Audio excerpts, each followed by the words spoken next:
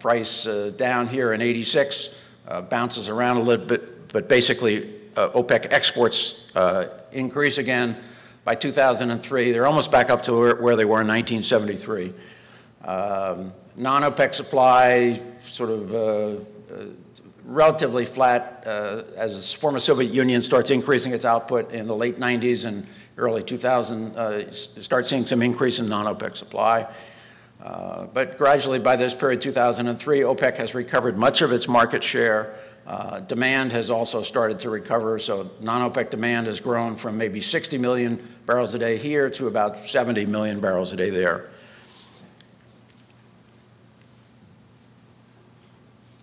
2003, 2004, we have world growth synchronized around the world. Growth in Asia, growth in the Middle East, growth in Europe, growth in North America, growing demand for oil. It puts pressure on suppliers. There's some increase in non-OPEC supply through 2003, 2004, 2005. OPEC increases its exports. But there's starting to be upward pressure on price. So 2003, 2004, 2005, 2006, price keeps going up. OPEC exports are relatively flat. Prices are doubling. Non-OPEC supply is not getting very high, very much higher. And world oil demand is gradually stopped growing.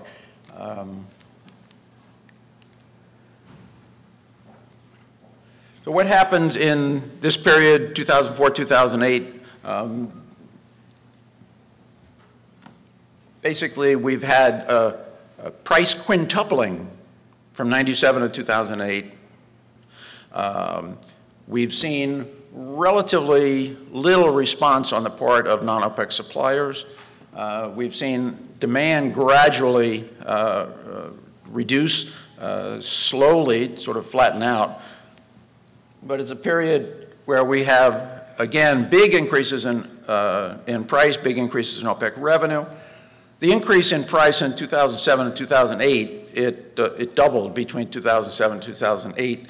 I've said that I think of it somewhat as an unintended price increase. Basically, we hit essentially a vertical supply curve that OPEC was unable, OPEC and non-OPEC together were unable to increase supply, and price just kept going up, doubled in the period 2007 through the middle of 2008.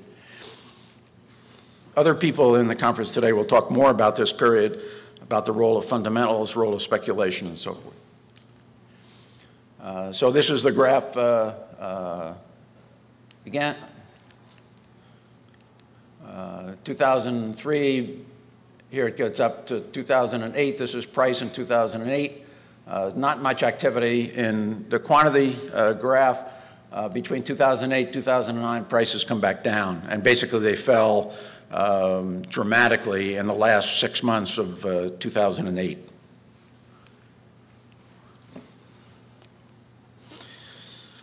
So OPEC did spectacularly well in the 70s. They did very poorly, in my view, in the early 80s. They kept price too high, too long. They were basically following the same strategy that they did in the 70s. They have a price increase and they try to consolidate it, hold on until the demand for their exports increases. But the demand for their exports in the early 80s fell so dramatically that they just were not able to sustain, to defend that. But they hung on. They had relatively small price increases in the early 80s. And so for me, the question is try to understand how that could have happened, why they made a mistake like that.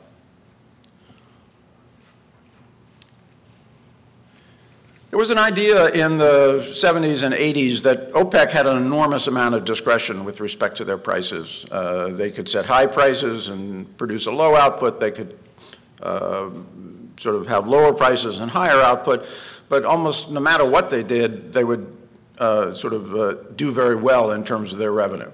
The experience in the early 80s showed that this was not true. If they set prices too high and kept them too high too long, it could be a very bad outcome for OPEC. So they chose this aggressive pricing strategy, which it could have served them well if demand was not very price responsive and supply on the non-OPEC side was not very price responsive. But it turns out that that aggressive pricing strategy did not serve them well in the early 80s.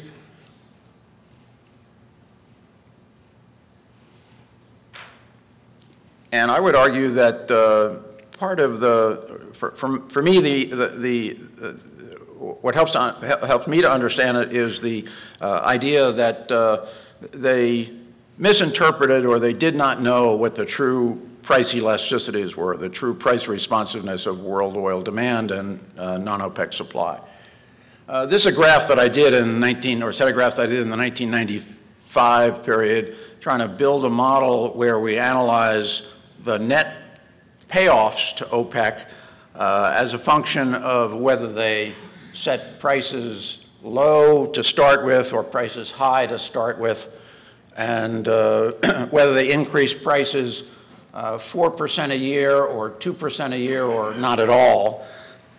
And so these are the payoffs for these different combinations of starting prices and how rapidly they're going to increase their growth.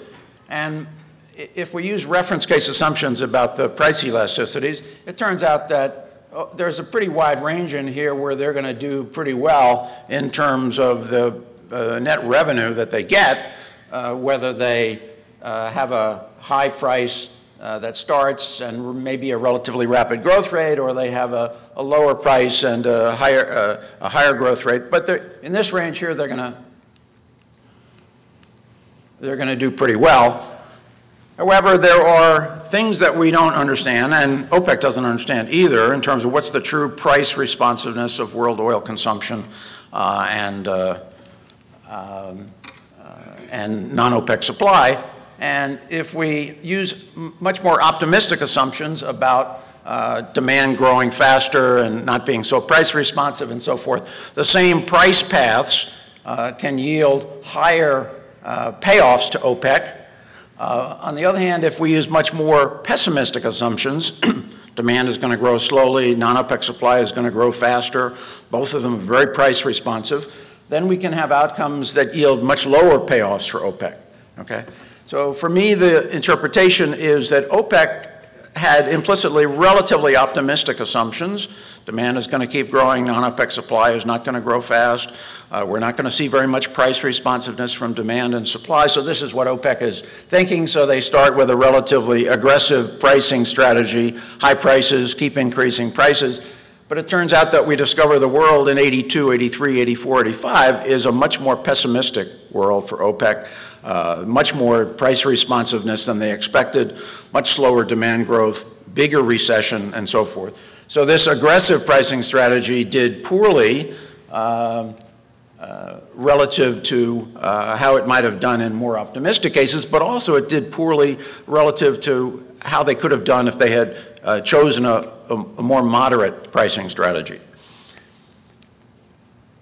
Let me turn now to the projections, long-term projections of the big institutions in the world oil market.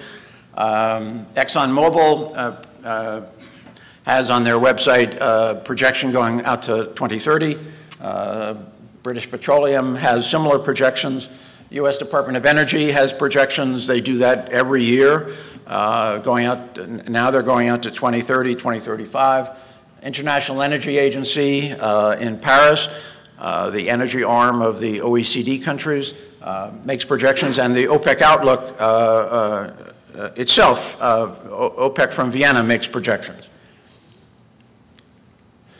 This is fairly representative projections of world oil market on the production side going out to 2030. This is taken from the ExxonMobil graph. This is non-OPEC crude and condensate, Canadian oil sands, other petroleum, natural gas liquids, including natural gas liquids from OPEC.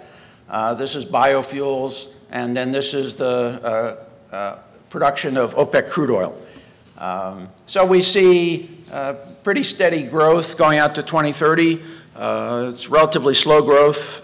I think it's substantially slower than projections that I've done. I'll talk about that in a minute. But that's the vision of pretty much all these institutions, the two big oil companies, DOE, IEA, OPEC, and so forth, going out to 2030. There are some differences, but basically, I think this is fairly representative.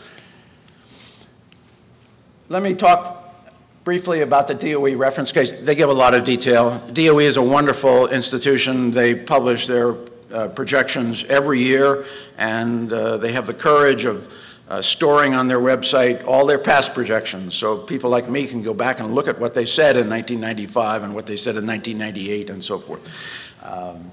So this is a brief summary of what the history is in terms of world demand, OPEC and non-OPEC, production, OPEC and non-OPEC, OPEC exports, OPEC exports as a percentage of non-OPEC demand, and what the price is. And the projections that DOE has are that we're going to see a slight increase in OPEC exports. It's going to go from about 28 to 33 in the year 2030. So we'll see an increase in OPEC exports.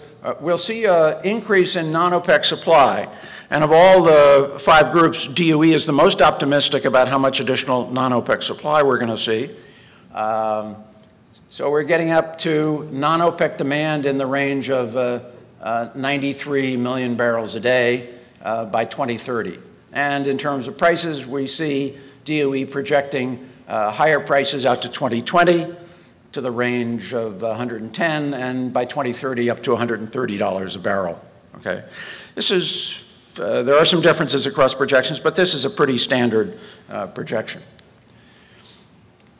These are projections from all 5 groups. I had to make some assumptions and compromises to put them all on a single graph.